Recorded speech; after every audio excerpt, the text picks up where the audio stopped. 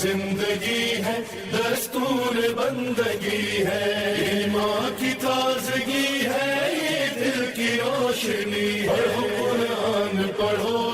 پڑھو قرآن۔ اعوذ باللہ من الشیطان الرجیم، بسم اللہ الرحمن الرحیم، الحمد للہ رب العالمین، والصلاة والسلام علی محمد وعلی آلہ الطیبین الطاہرین، واللعنۃ الدائمۃ علی اعدائہم اجمعین، اما بعد، فقد قال اللہ سبحانہ وتعالی فی کتابہ المجید،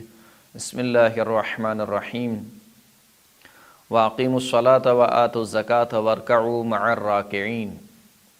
محترم سامعین کرام، سورہ مبارکہ بقرہ کی آیت نمبر 43 میں خداوند کریم ارشاد فرما رہا ہے کہ اقیم الصلاۃ، نماز کو قائم کرو، وآتوا الزکوٰۃ، زکوٰۃ ادا کرو، وارکعوا مع الراکعین، اور رکوع کرنے والوں کے ساتھ رکوع انجام دو۔ اس آیت کے ابتدائی حصے میں خداوند کریم نے دو چیزوں کا حکم فرمایا، نماز کے قائم کرنے کا اور زکوٰۃ کو ادا کرنے کا۔ یہ دو ایسی چیزیں ہیں کہ تقریباً قرآن مجید میں نماز اور زکوٰۃ کو ساتھ ساتھ رکھا گیا ہے، یعنی جہاں پر بھی خداوند کریم نے اقیم الصلاۃ کہا، وہیں پر وآتوا الزکوٰۃ بھی کہا۔ شاید اس میں حکمت یہ ہو کہ انسان یہ نہ سمجھے کہ عبادت فقط جسمانی ہوتی ہے، کہ انسان فقط نماز پڑھ کے اور روزہ رکھ کے یہ سمجھ لے کہ اس نے عبادت انجام دے دی، بلکہ جس طریقے سے خدا نے جسمانی عبادات کو واجب کیا ہے، بعینہ ہی اسی طریقے سے مالی عبادات کو بھی واجب کیا ہے۔ ایک ہمارے معاشرے کا المیہ یہ بھی ہے کہ جسے جو چیز سمجھ میں آتی ہے وہ اسی کو دین سمجھتا ہے، اور اس کے علاوہ دوسری چیزوں کو دین سے خارج سمجھتا ہے، یعنی وہ سمجھتا ہے کہ دوسری چیزیں اس کے اوپر انجام دینا واجب نہیں ہے۔ لہٰذا جس کو نماز روزہ سمجھ میں آتا ہے وہ نماز روزے پہ زیادہ زور دیتا ہے اور نماز روزے کی بہت زیادہ تاکید کرتا ہے، نماز روزہ پڑھتا ہوا نظر آتا ہے۔ جس کو غریبوں کو کھانا کھلانا سمجھ میں آتا ہے وہ فقط غریبوں کو کھانا ہی کھلا رہا ہے، مثال کے طور پر۔ جس کو سبیل لگانا سمجھ میں آتا ہے وہ فقط سبیل ہی لگا رہا ہے۔ تو دین مبین اسلام ایک جامع دین ہے جو انسان کی فردی اور اجتماعی ہر قسم کی زندگی کو اپنے تحت نظر رکھتا ہے۔ تو فقط یہ نہیں ہو سکتا ہے کہ انسان فقط نماز پڑھ لے اور روزہ رکھ لے اور سمجھ لے کہ دین پر عمل ہو گیا، یا مثال کے طور پر غریبوں کو کھانا کھلا دے یا سبیلیں لگا دے مثال کے طور پر، اور سمجھے کہ دین پر عمل ہو گیا۔ بلکہ جس طریقے سے جسمانی عبادات واجب ہیں، اسی طریقے سے مالی عبادات بھی واجب ہیں۔ آیت کے آخر میں جو خداوند کریم نے حکم دیا وہ یہ کہ وارکعوا مع الراکعین، رکوع کرنے والوں کے ساتھ رکوع انجام دو، یعنی نماز کو جماعت کے ساتھ پڑھو۔ نماز کو جماعت کے ساتھ پڑھنے کی بہت زیادہ تاکید کی گئی، بہت زیادہ ثواب بیان ہوا، یہاں تک کہ امام رضا علیہ الصلوۃ والسلام اشار فرماتے ہیں کہ فضل الجماعت علی الفرد بکل رکعت الف رکعت، فرماتے ہیں کہ نماز جماعت کی فضیلت فرادہ نماز پر یہ ہے کہ نماز جماعت کی ہر رکعت فرادہ نماز کی 2000 رکعت کے برابر ہے، یعنی انسان فرادہ نماز 2000 رکعت پڑھے اور جماعت کے ساتھ ایک رکعت نماز پڑھے، یہ دونوں برابر ہیں، ان کا ثواب برابر ہے۔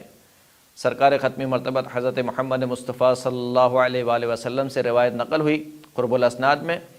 کہ سرکار ارشاد فرماتے ہیں کہ من مشى الی مسجد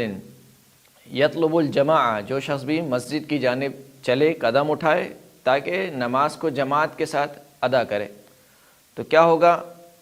فرماتے ہیں کہ کان لہ بکل خطوۃ 70,000 حسنۃ، تو ہر قدم جو انسان اٹھاتا ہے، ہر قدم کے بدلے 70,000 نیکیاں اس کے نام اعمال میں لکھی جاتی ہیں۔ وَيُرْفَعُ مِنَ الدَّرَجَاتِ مِثْلُ ذَلِكَ، اور اسی قسم کے جو اس کے درجات ہیں، یعنی 70,000 درجات اس کے بلند ہوتے ہیں۔ پھر اس کے بعد سرکار فرماتے ہیں کہ فَإِن مَاتَ وَهُوَ عَلَى ذَلِكَ، اگر وہ مر جائے اسی راستے میں، یعنی مسجد کی طرف جا رہا ہو نماز جماعت حاصل کرنے کے لیے، اور اسی عالم میں اس کی موت واقع ہو جائے، تو کیا ہوگا؟ فرماتے ہیں کہ وکل اللہ بھی 70,000 ملکن، تو خداوند کریم 70,000 فرشتوں کو اس کے لیے موکل کر دے گا، مامور کر دے گا۔ وہ 70,000 فرشتے کیا کریں گے؟ یعودونہ فی قبرہ، یہ 70,000 فرشتے اس کی قبر میں اس کی عیادت کے لیے آئیں گے،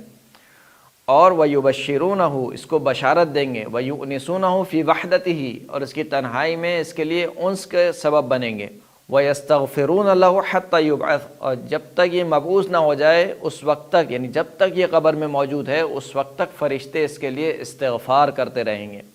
ایک اور روایت میں سرکار ختمی مرتبہ حضرت محمد مصطفیٰ صلی اللہ علیہ وآلہ وسلم فرماتے ہیں کہ ان صفوف امتی فی الارض کا صفوف الملائکۃ فی السماء، جو میری امت نماز جماعت میں کھڑی ہوتی ہے اور صف باندھتی ہے، اس صف کی مثال، صفوف کی مثال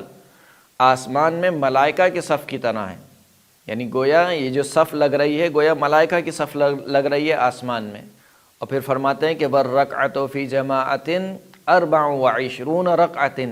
جماعت کے ساتھ ایک رکعت نماز برابر ہے 24 رکعت کے۔ وہ 24 رکعت کیسی ہیں؟ کل رکعۃ احب الی اللہ من عبادت 40 سنہ، یہ 24 رکعت کیسی ہیں کہ ان میں سے ہر رکعت خدا کے نزدیک 40 سال عبادت کرنے سے زیادہ محبوب ہے خداوند کریم کو۔ تو یہ نماز جماعت کا ثواب ہے جو بیان ہوا، لیکن انسان کو ثواب سے پہلے نماز جماعت کے مسائل سیکھنے چاہیے۔ اسی لیے امام شاعر فرماتے ہیں کہ لا تصلی خلف فاجر، کہ کسی فاسق و فاجر کے پیچھے نماز نہ پڑھنا، ولا تقتدی الا باہل الولایہ، اور کسی کی اتباع نہیں کرنا نماز جماعت میں سے مگر یہ کہ جو اہل ولایت میں سے ہو، یعنی شیعوں میں سے ہو۔ تو نماز جماعت کے احکام انسان سیکھے کہ کس کے پیچھے نماز پڑھنی ہے اور پیش امام کی شرائط کیا ہونی چاہیے، اور جب جماعت میں انسان داخل ہو جائے تو اس وقت انسان کی کیا ذمہ داری بنتی ہے، کس طریقے سے انسان جماعت میں داخل ہو سکتا ہے، جماعت کے ساتھ نماز شروع کیسے ہوتی ہے، ختم کیسے ہوتی ہے، جماعت میں اتصال کیسے باقی رہتا ہے، یہ سارے کے سارے مسائل انسان پہلے سیکھے اور پھر اس کے بعد نماز کو جماعت کے ساتھ ادا کرے تو انشاءاللہ خداوند کریم اس کو وہی ثواب عطا کرے گا جو اس کا اس سے وعدہ کیا گیا ہے۔ وآخر الدعوانا ان الحمد للہ رب العالمین۔ ماہ رمضان